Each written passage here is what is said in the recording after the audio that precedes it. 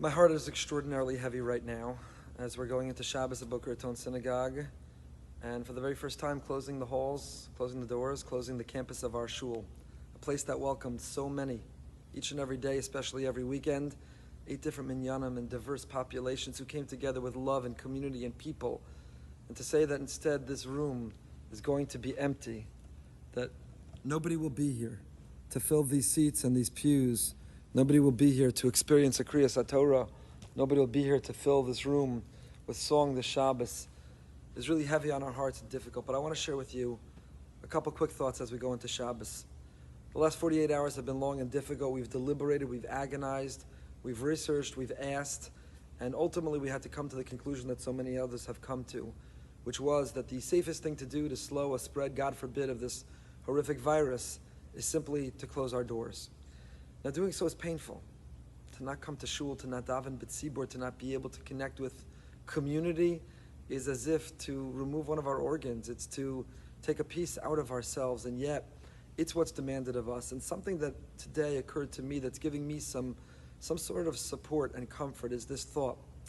Coronavirus seems to be something pernicious, and it's spreading, and we don't know where it ends or how far it travels or the danger it will present. That's so much a part of this, is how much we don't know. But it seems, according to experts, that for the average relatively young and healthy person, even if one were to contract coronavirus, it would not be terribly dangerous or lethal. You could recover quickly, you may not even know you have symptoms.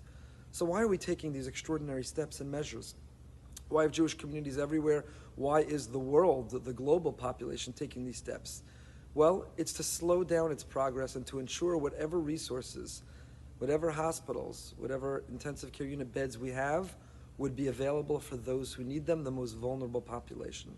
So what occurred to me is that what we're all collectively doing, the Mesirus HaNefesh, the self-sacrifice of giving up community and giving up convenience and giving up comfort, is something we're doing not even to protect ourselves in most cases, but really to protect and to be there for those who are vulnerable and need it most. And somehow, somewhat paradoxically, it feels better and it's more comforting to know that we're doing something not for ourselves but for others. And if we think about it in that way and we teach that to our children, that all these extraordinary measures are not about only keeping us safe, though they're that too, but they're about ensuring that the most vulnerable and fragile among us, that the resources that would be needed for them won't be needed, or that they will be available to them, and that this Mesirus HaNefesh is really not even about us.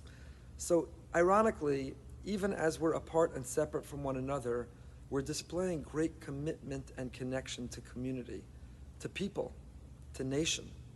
That even while we are isolated, we've never been more together, because what we're doing is for our greater whole, much more than the sum of our parts, and hopefully that is a source of comfort and consolation. A quick thought on our parsha, because for us, Shabbos is characterized by Shul, by coming, Shul, davening, drasha, youth group, shalashudis, socializing, activity. There's so much part of what we identify with the Shabbos experience, but that's not all Shabbos is about. Our parsha tells us, Es sha'ach Shabbos osai tishmoru. And the Ksava Kabbalah of Yaakov Tzvi Meckenberg points out that it's the plural, Shabbos osai. Why are there 2 Shabboses? There's really only one. Every week, at the end of that week, there's 25 hours, there's one Shabbos. So why is it referred to in the plural, Shabbos osai? And he has a brilliant insight that I think is particularly relevant for all of us this Shabbos, who are unable to congregate and unable to come to Shul to be able to celebrate. Shabbos osai, he says, there's the Shabbos of the guf. We have to rest and relax and abstain from 39 acts of creative labor. Our body goes through a Shabbos mode. Things that we normally or normatively do, we refrain from, we abstain from, we experience the rest and the passivity of Shabbos. That's the passive part of Shabbos. That happens to us whether we welcome it or not. We're obligated in it, whether we recognize it or not. Shabbos comes and we are bound by it. But there's a second Shabbos in the Shabbos osai tishmoru. Says the Ksava Kabbalah, there's the Shabbos we create. There's the Shabbos that we make. What kind of Kiddush, what kind of Shalom Aleichem, what kind of Zemiros, what kind of Divrei Torah, what kind of energy, what kind of atmosphere. And this Shabbos, more than others, we need to step up and not just observe a passive Shabbos, which is placed upon us, but we need to actively and proactively create and fashion and mold. We need to embrace a sense of a Shabbos, to sing Kabbalah Shabbos with our family, to let our children choose the tunes. We need to be able to sit at that table and make it more joyous and more festive. We need to complement, we need to fill the void that we won't have from community and shul ourselves. And so we should find comfort in what we're doing for one another.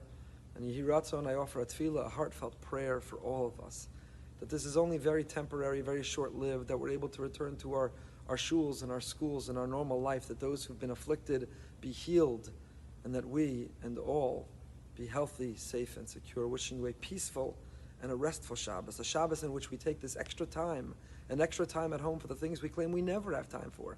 Time with our family, time learning Torah, time reading, time resting. And that we come out of this even more rejuvenated and inspired than ever. Have a wonderful Shabbos.